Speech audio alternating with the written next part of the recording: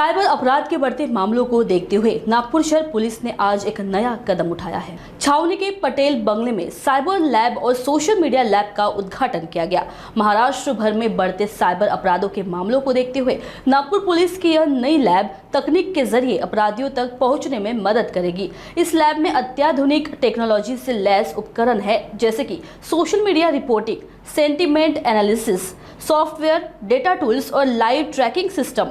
In सभी का उपयोग साइबर क्राइम की जांच में किया जाएगा। इस अवसर पर नागपुर के पुलिस आयुक्त डॉक्टर रविंद्र सिंघल, संयुक्त आयुक्त नवनीत रेड्डी और अन्य वरिष्ठ अधिकारी उपस्थित रहे।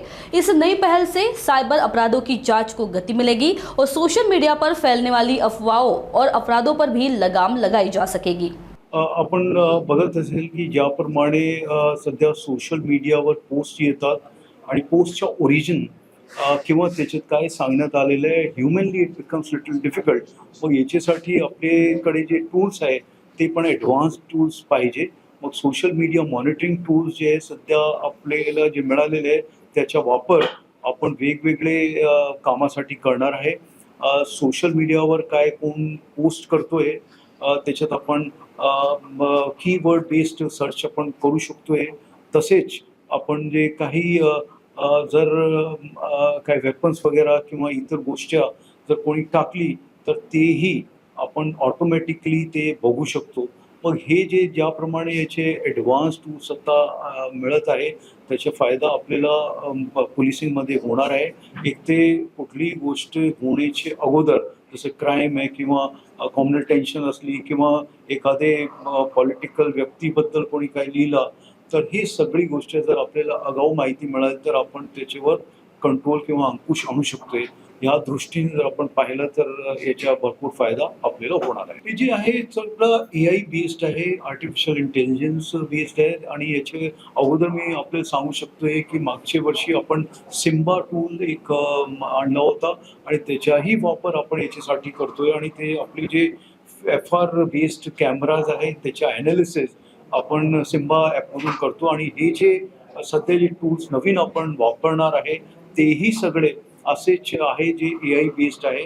म्हणजे ते ॲनलाइज करू शकतात आणि काय त्याच्यात आहे त्या बेसिसवर आपल्याला माहिती मिळेल।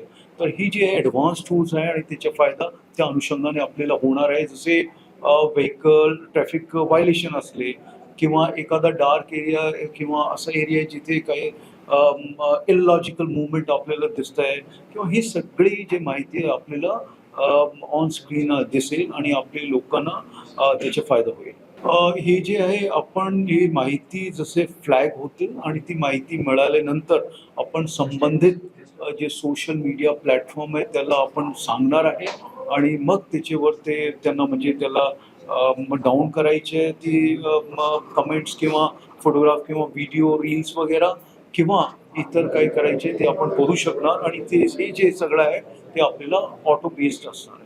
हे जे आहे थोडं डीप बेस्ड तुम्ही हे म्हणताय जे माहिती आहे तर ते याच्या किती वापर होईल, कारण ही जे आहे हे अल्गोरिदम बेस्ड असतात आणि डीप किंवा फेक जे माहिती आहे त्याच्या कुठपर्यंत वापर आहे ते आपल्याला आता कळेल। म्हणजे वापर जसं जसं याच्या होईल आणि त्या अनुषंगाने जसे जसे आपला सिस्टम इंटेलिजंट होईल त्या अनुषंगाने आपल्याला त्याचा फायदा होणार आहे।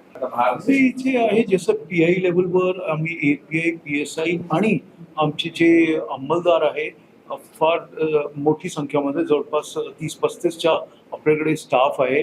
हे टूल्स जर व्यवस्थित वापरले तर त्याचे जास्त मॅनपॉवरची अशी गरज नसणार आहे आपल्याला।